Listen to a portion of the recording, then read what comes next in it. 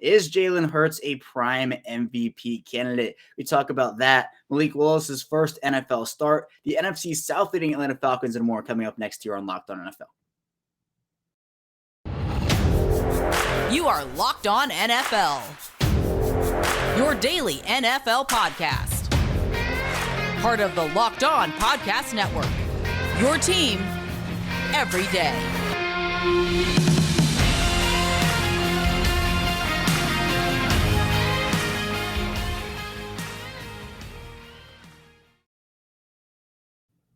Welcome into another edition of the Locked On NFL podcast, part of the Locked On Podcast Network, your team every day. You have me today, Kevin Ostreicher, one of the many NFL experts here on the Locked On Podcast Network, and here on Locked On NFL.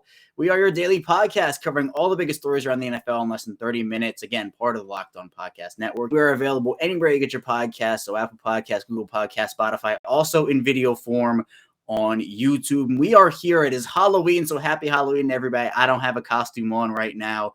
I guess I am me. I am Kevin Ostreicher for Halloween. Very original, right? But we're going to dive into a ton of NFL action that happened over the course of Sunday. Another crazy, wild week of NFL action. We're going to start off, though, talking with Tyler Rowland of Locked On Titans about Malik Willis in his first NFL start, picking up a win. 1-0 as an NFL starter, so congratulations to him. In the second segment, we'll move on to Louie DiBiase of Locked On Eagles talking about if Jalen Hurts is a prime MVP candidate and if the Eagles will ever lose again. They're still undefeated.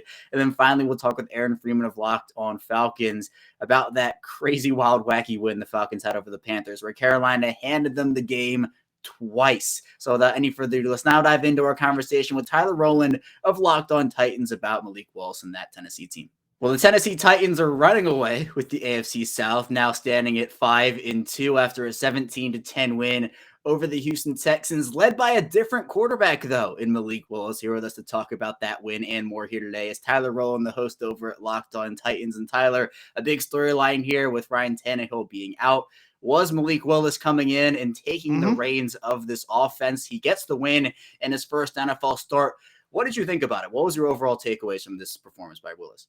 Well, I have to say, I thought Malik Willis was exactly what I was expecting. He had some rough moments out there, as a lot of young quarterbacks in the NFL, especially rookie quarterbacks, are prone to do. He did make some mistakes, and they were very obvious mistakes. He had a bad throw on an interception. He made some, decision-making errors when to run, threw one out of bounds that he probably could have picked up on third down with his legs, took a sack on a third down before halftime where you couldn't afford to take a sack because it would knock you out of field goal range. So we made some rookie situational errors. He did have a pass to an open guy that was off target, inaccurate pass, probably should have hit that one. So he had a lot of downs to discuss, but I think when you consider the situation, most people knew that Malik Willis needed a redshirt year coming in. He didn't look like a guy who was ready to be a starting quarterback in the NFL, and quite honestly, that's what I expected, but he did enough and didn't make enough mistakes to ruin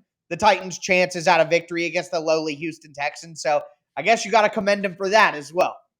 Yeah, and with Tennessee leading their division again pretty comfortably here, Malik Willis showed that, hey, he can go out there and win a football game. Maybe it wasn't the prettiest thing in the world, but we did see it happen. And with Tannehill coming back at some point, with that happening, if he has to go out again, Tyler, if he's forced to miss maybe a month or so, do you feel confident that Willis can lead them to consistent victories, or is this more of still a going through the growing pain situation and hoping you come out with wins? I got to tell you, if you look at the Titans' next stretch of games, I think there may be a game or two in there that they can compete. They do have the Denver Broncos in a few weeks. Maybe a Malik Willis-led Tennessee Titans effort could result in a win, but they also have games in coming weeks against the Kansas City Chiefs next weekend, the Cincinnati Bengals, the Philadelphia Eagles, and their old wide receiver, A.J. Brown, which I don't think we need to wait much longer to figure out who won that trade. But with those teams lying ahead for the Titans, I have to be blatantly obvious and say that I don't think that a Malik Willis-led Tennessee Titans team could win those games. This week against the Houston Texans, what was a perfect matchup. It was a perfect spot for Malik Willis to have the opportunity to come in and lead the Titans to a victory, even if he didn't play good football. The Texans are abysmal in run defense. They were allowing 164.7 yards per game coming into this matchup. That total is going up because they allowed over 300 total yards to the Titans on the ground, including 219 from Derrick Henry and 83 from backup running back Dontrell Hilliard. So you're not going to meet in the coming weeks a team with that poor of a run defense and that terrible of an offense that just kind of fit perfectly with the Titans' strengths of running the ball and the Titans' defense. The Texans played perfectly into that hand, and I think that unique scenario and the opponent being the Houston Texans is what allowed the Titans and Malik Willis to get to a win. If they have to play Malik against the better teams in the NFL, I'm not as optimistic that it'll come out the same for the Titans. So just to be clear, it is Ryan Tannehill QB1 season still. Yes, it has to be Ryan Tannehill as the starter for the Titans. Although it's been ugly for the Titans, and I know there are some people who will just box score scout and say, hey, the Titans scored 17 points on offense with Malik Willis. They dropped to 0 on the scoreboard against the Colts the week before that with Ryan Tannehill in. I get how that looks, but the reality is the Titans probably would have put up 30 points on the Texans if they had Ryan Tannehill today. Tannehill is still a top 12 quarterback in the NFL, in my opinion, and they got to keep Tannehill in if they want to have any chance of beating some of these more competitive teams that, again, lie ahead on the schedule. You mentioned the run game, Tyler. Can you talk about how fun it is to watch Derrick Henry run that football? Yeah, it's absolutely fantastic. And as a Tennessee Titans fan, this is what life is supposed to be for us. You got Eddie George in the defense, Chris Johnson in the defense, DeMarco Murray in the defense, and for the last few years with that Arthur Smith blip in there where the Titans went nuts and were the best offense in the league for a few years, it's been Derrick Henry and the defense. Derrick Henry went for over 200 yards, had 2 rushing touchdowns. He's had 6 games like that in his career with 200-plus rushing yards and 2 rushing touchdowns. 4 of them have come on the Houston Texans. 4 straight games of 200 yards and 2 touchdowns against Houston for Derrick Henry. And here's a crazier part of that stat. If you look at players in NFL history who have had 200-plus rushing yards and 2 touchdowns in the same game, Derrick Henry is first in NFL history since 1950 with 6 of those games.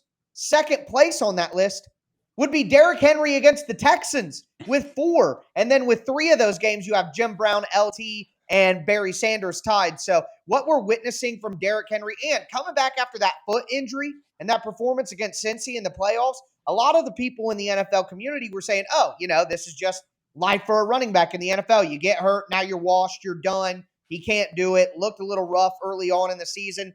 But Derrick Henry proved again, he is one of the best running backs of all time, and we're witnessing a generational talent. He became the Tennessee Titans all-time leader in touchdowns scored, passing Eddie George in this game against the Texans. Derrick Henry is the king, and he's a Hall of Fame talent. We just see it every week, and it is, as you said, pretty fun to watch. Yeah, he is absolutely incredible. But Tyler, the trade deadline is coming up here very soon. Do you feel like Tennessee could make any moves to bolster a unit that maybe needs a bit of work, or do you feel like they might stand pat? Yeah, I think the Titans could definitely use to add a wide receiver. I think if they could, which there's probably not going to be a lot of that on the market, they would love to add someone at offensive line, specifically at left tackle. But who's giving away starting quality left tackles at this point in the NFL season? They're more likely to give away a wide receiver. But I got to tell you, with what's available and the way the Titans want to play offense, I don't see the Titans going out and spending more draft capital on wide receiver at this time, even if myself and the fan base thinks they definitely should do that. But I don't expect the Titans to make any big moves at the trade deadline. Yeah, even if they don't, the Titans have put themselves in a good situation at 5-2 and leading an AFC South that really just feels like theirs for the taking. There hasn't really been a ton of competition in that division so far. But for more on the Tennessee Titans and Tyler's work, of course, be sure to check out the Locked On Titans podcast, part of the Locked On Podcast Network, your team every day. Tyler, thanks so much for joining me. It really does seem like Tennessee is running away with that division. Not a ton of competition there. So seems like for now, they are well on their way to winning the division, but still a ton of football left. We'll head into our first break now, though, on Locked On NFL. Coming up, we'll be diving into our conversation with Louie DiBiase and talking about if Jalen Hurts is a prime MVP candidate. So be sure to stay tuned. We still have a ton to talk about here on the show. This show is sponsored by BetterHelp Therapy Online. And sometimes I wish that life would come with a user manual. But hey, when you're talking about therapy, BetterHelp Online Therapy is basically the next best thing. Unfortunately, life doesn't come with that user manual. So when it's not working for you, it is normal to feel stuck. But therapists are trained to help you figure out the cause of challenging emotions and learn productive coping skills, which makes therapy the closest thing to a guided tour of the complex engine called You. BetterHelp has connected over 3 million people with licensed therapists. It's convenient, secure, and accessible anywhere, 100% online. And there are plenty of broader benefits when talking about therapy, like learning coping skills, self-empowerment, dealing with trauma, etc. And everyone deserves to feel their best. BetterHelp makes it easy to get started. It's the world's largest therapy service. They've matched millions of people with professionally licensed and vetted therapists available 100% online. All the benefits of in-person therapy, plus it's more convenient, more accessible, and more affordable. Just fill out a brief questionnaire to match with a therapist. If things aren't clicking, you can easily switch to a new therapist anytime. It couldn't be simpler. There are no waiting rooms. There's no traffic, no endless searching for the right therapist. Get unstuck with BetterHelp. Learn more and save 10% off your first month at BetterHelp.com/lockedon. That's BetterHelp.com/lockedon. And we are back here, our second segment of Locked On NFL. Kevin Oestreicher, your host, still here with you again. Thank you so much for tuning in today, making us your first listen of the day. Now be sure to make your second listen Locked On Sports today. From the games that matter the most to the biggest stories in sports, go beyond the scoreboard and behind the scenes with local experts and insights only Locked On can provide. Locked On Sports today, available on this app, YouTube, and wherever you get your podcast. But now we're going to be diving into the still undefeated Philadelphia Eagles after their win over the Pittsburgh Steelers. They are dominating right now. We're going to talk with Louie DiBiase about Jalen Hurts, A.J. Brown, Howie Roseman, and that Philadelphia Eagles team. So let's dive into it now. Well, I don't know if the Philadelphia Eagles are ever going to lose again. The Eagles again rack up a win, still undefeated. Here to talk with me about their win over the Pittsburgh Steelers and Jalen Hurts is Louie DiBiase, the host over at Locked On Eagles, one of them. And Louie, this is a game where the Eagles come in pretty highly favored, and they go out there and they dominate Pittsburgh by the final score of 35-13. Never really a doubt. A.J. Brown, huge first half. Jalen Hurts, too. Was this the result you expected from an Eagles team that's just been red hot to start the season? Yeah, for sure. I think it wasn't surprising if you told me in the beginning of this Sunday morning that the Eagles were going to beat the Pittsburgh Steelers 35-13. I would have said, yeah, that checks out, right? The Steelers are 2-5. The Eagles are the only undefeated team left in the league. But to see how they won is that much more encouraging because Jalen Hurts dominated from within the pocket, 285 yards, 4 touchdowns, which is a career high. All 4 touchdowns were of 25-plus yards. To see that development, the accuracy, the ball placement, it was an MVP-like performance from inside the numbers. Jalen Hurts normally does his damage on the ground. He only had 10 rushing yards today, Kevin, and that's the most encouraging part is the Eagles are winning in so many different ways to get to the 7-0 record. And it's great. We've heard a lot of names that MVP conversation early on. We've seen Lamar Jackson pop up, Josh Allen, Patrick Mahomes, a lot of these names. But Jalen Hurts, Louie, do you feel like Jalen Hurts could make a run at this MVP, especially if he continues playing like this? No, I really do. It's tough right now to top what Josh Allen has been doing for the Buffalo Bills, but outside of Allen, I think Jalen Hurts should have the second best odds to win MVP. He has that also the storyline of that year 2 as a starter breakout. A lot of guys have won the MVP that way. Lamar Jackson, Patrick Mahomes, Carson Wentz could have won that in 2017 if he didn't tear his ACL. So that breakout star, the NFL likes that storyline. In the way he's been dominating this year on the ground, he could shatter Cam Newton's single season rushing touchdown record for a quarterback, the way he is throwing the football as well, the way the Eagles are undefeated. And if they continue that undefeated run, it's going to be hard not to consider the quarterback in an undefeated team to be an MVP candidate. So I totally think he should be a top 3 candidate. You could argue him versus Allen, maybe Patrick Mahomes, but it would be those top 3. I think so. Yeah. Now, the Eagles were aggressive this offseason, very, very aggressive. And one of those moves, they went out there and acquired A.J. Brown, and he has 3 touchdowns in he was incredible, and he's been incredible the whole season. But did you expect this, Louie, out of the A.J. Brown trade? It has been a seamless fit for him so far.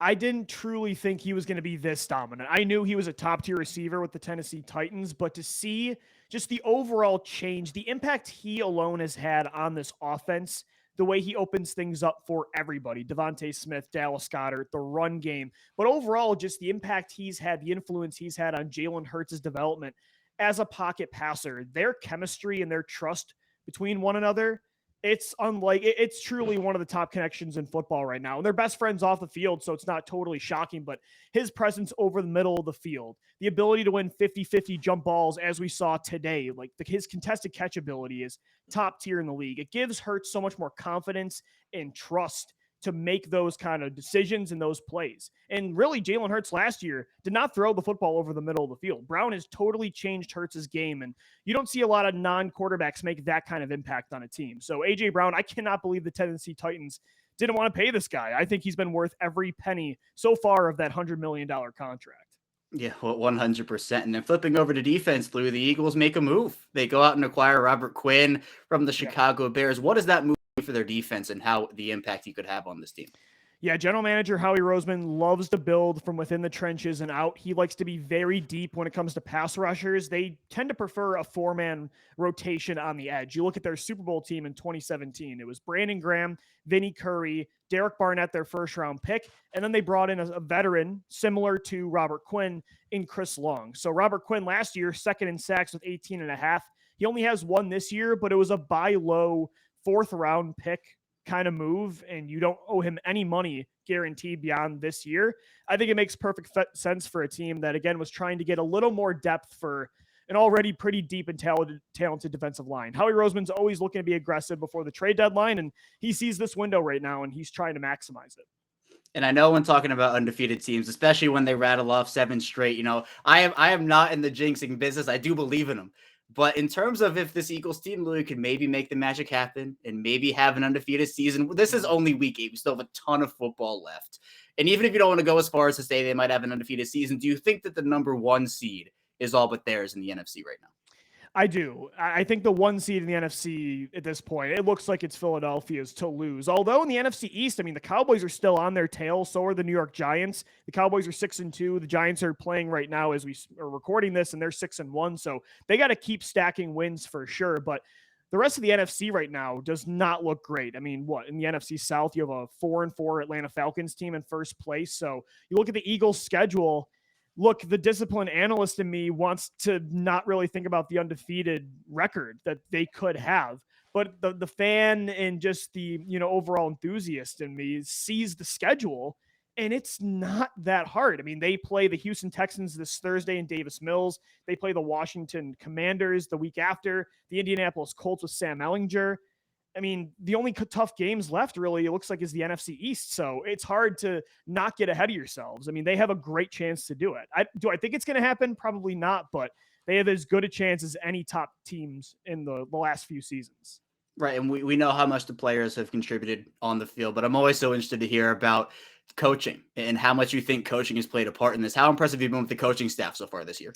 No, I think the coaching staff does such a good job at molding the scheme around what their players do best on both sides of the ball. That's not always how some coaches do it. Some coaches say, here's my scheme, here's what you're going to do in it. And what I like is Nick Sirianni, the head coach, Shane Steichen, the offensive coordinator, Jonathan Gannon, the defensive coordinator. They say, here's what a player does best. How do we fit that into what we're going to do? And I thought this game against the Steelers in particular was beautiful. The adjustments they made coming out of their bye week. 2 key areas they struggled with was dealing with the opposing blitz, making plays down the field as a result of that, and then second half issues on offense. They came out flying in the second half against Pittsburgh, and as I said, the 4 touchdowns were all of 25-plus yards. They did a great job at picking up the blitz. This coaching staff has been really good this year, and it's crazy to see just 2 years after a total overhaul in this organization from top to bottom that they're 7-0 right now.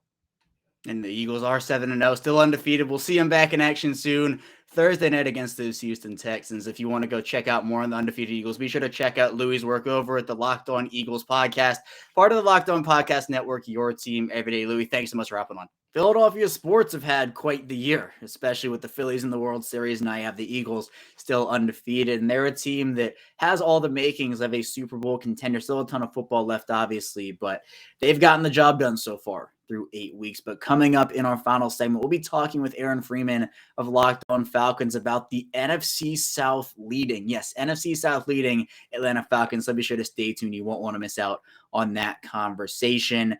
But first, I do want to tell you a bit about Blue Nile. And whether you're looking to pop the question, have a milestone to celebrate, or want to let your love sparkle, Blue Nile can help you make your celebrations even more memorable. As the original online jeweler, Blue Nile offers the largest selection of independently graded diamonds and pieces priced significantly below traditional retailers. Blue Nile has helped millions of couples create their perfect engagement ring. Their easy online tools let you choose the diamond shape, size, and clarity, as well as setting style. Blue Nile's bench jewelers will then help you handcraft your perfect one-of-a-kind engagement ring. If you're looking for a piece of fine jewelry to commemorate a special milestone but still having trouble choosing, Blue Nile has jewelry experts on hand 24/7. They're available via phone or even chat to help you find a memorable gift at every budget. So shop stress-free with Blue Nile's 100% satisfaction guarantee. All Blue Nile orders are insured and shipped free in discreet packaging. They're also overnight shipped if you're in a rush. So make your moment sparkle with Blue Nile. Go to BlueNile.com. Use code LOCKEDON to save $50 on your purchase of $500 or more. That's BLUENILE.com. Code LOCKEDON to save $50 on your purchase of $500 or more. BlueNile.com. Code LOCKEDON. We're back here. Our final segment of Locked On NFL. Kevin Ostraker, your host, still here with you. Again, thank you so much for tuning in to us here today and making us your first listen. Be sure to subscribe to our YouTube channel, follow along in audio form, and make your second listen, of course, Locked On Sports Today. But now we're going to be diving into our conversation with Aaron Freeman of Locked On Falcons and how the Falcons are currently leading the NFC South. They are 4-4 right now and on top of the divisions. Let's talk about that now. Well, the NFC South-leading Atlanta Falcons pull out a crazy, wacky win against the Carolina Panthers in Week 8, 37-34. And here to talk about it with me, Aaron Freeman, the host over at Locked On Falcons. And Aaron, I don't know if there was a deserved winner of this game, but the Falcons went out there and won it. Well, what are your emotions like after a game like that where Carolina seems to win the game twice, but Atlanta comes out with the win? Yeah. We're a couple of hours now after it, so my nerves are calming down a little bit, but it was certainly a roller coaster ride of a game where it just seemed like no team wanted any business of winning this game. But fortunately for the Falcons, I think the Panthers wanted this win a little bit less than they did, and the Falcons were able to sort of pull away with a game winner from Younghoe Koo in overtime. And thanks to the non-clutch kicking of Eddie Pinheiro in this game, really came through and saved the Falcons from what could have been a very embarrassing loss. But it was certainly a wild roller coaster, an up and down game. Some good, a lot of bad for both teams, but the Falcons found a way to come away with it, and now they're in first place in the NFC South. And where would you give credit for the win? I know there was some bad in this one, but the Falcons pulled it out. Where do you give the most credit for how they were able to do it? I think you got to give Marcus Mariota some credit in this game, even though he threw an interception, his second interception of the day to kick off overtime, and that seemed to go against the Falcons.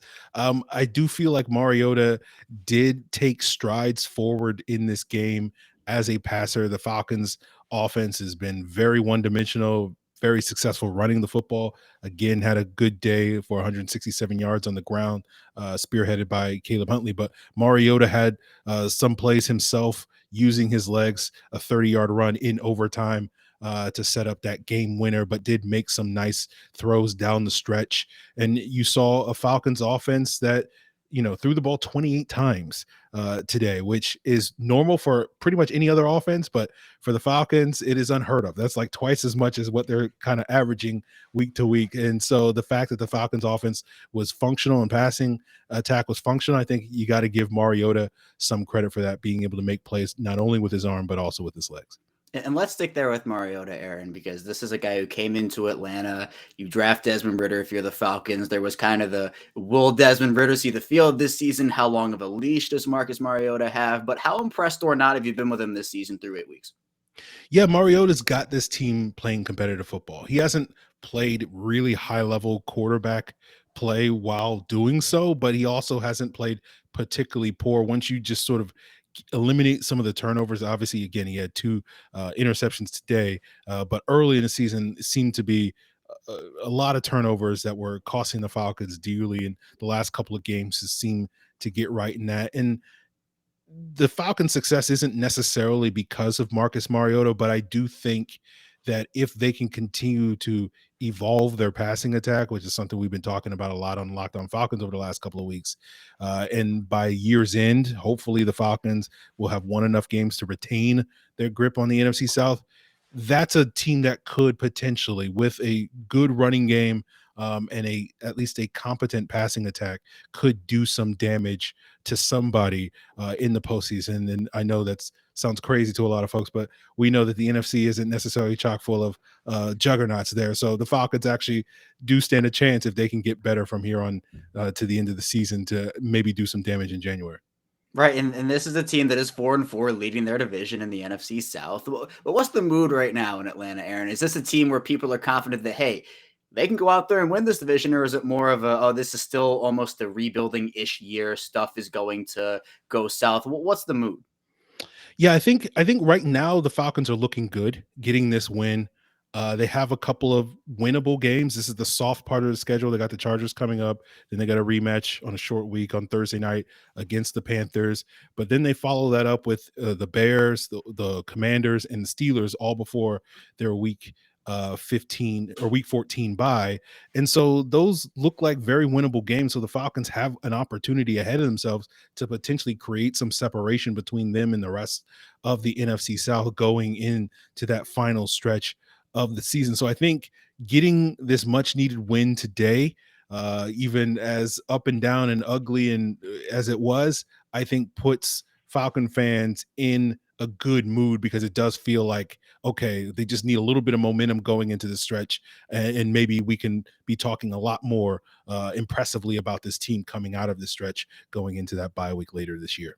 And with the way they're playing right now, the trade deadline is coming up in just a day here. Do you feel like, Aaron, the Falcons could make a move, maybe buy on the trade deadline as it comes up? I would be skeptical of that at this point in time. I think the Falcons were still early in the rebuild. Obviously, they're ahead of schedule in this rebuild, being a much more competitive team this year than I think a lot of people expected, myself included. And so I think the Falcons are going to retain their draft picks. Those are going to be a little bit more precious over the upcoming years, because they're going to finally be out of cap hell and start to spend money in the offseason, and they won't necessarily get the comp picks that I know, Kevin, you're very familiar with covering the Ravens and their hacking of that formula. So I do think these draft picks are going to be a little bit more precious. And ultimately, I think this season is kind of gravy for the Falcons. If they do make the playoffs, great. If they don't, it is what it is. They're still at the beginning of this rebuild. So I don't feel like the Falcons are going to feel any urgency to go make a move to add a player that may push them over the hump to eventually win the NFC South. It makes sense. And speaking of some of the bad and the slop you talked about a bit earlier, Aaron, what are some of the things the Falcons can improve on moving forward? Maybe not even just for this year, but even in future years as they kind of carry maybe some momentum. Yeah, you want to see this passing game make strides between now and year's end.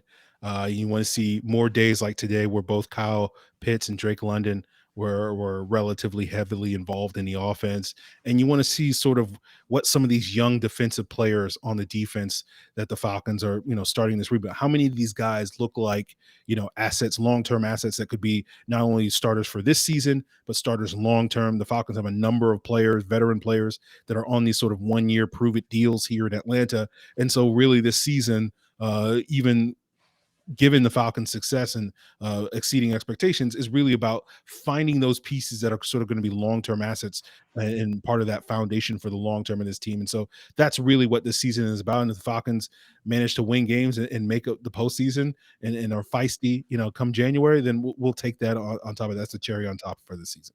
There's excitement in Atlanta, 4-4 football team leading the NFC South. Aaron, I appreciate your time. For more on the Locked On Falcons podcast, check it out, part of the Locked On Podcast Network, your team every day. Aaron does great work. Thanks so much. we shall see with those Atlanta Falcons and if they will be able to keep and maintain their hold on that NFC South division. So far, though, Marcus Mariota and a bunch of contributors have them in that position. Credit to Arthur Smith and that coaching staff as well. So exciting for the stretch run, most definitely. That's all I have for you here today on Locked On NFL. Again, happy Halloween to everybody out there. Thank you so much for tuning in with us today. When we get back here tomorrow, we'll be diving into more NFL content with your Tuesday host. So be sure to stay tuned for that, and we will see you right back here tomorrow.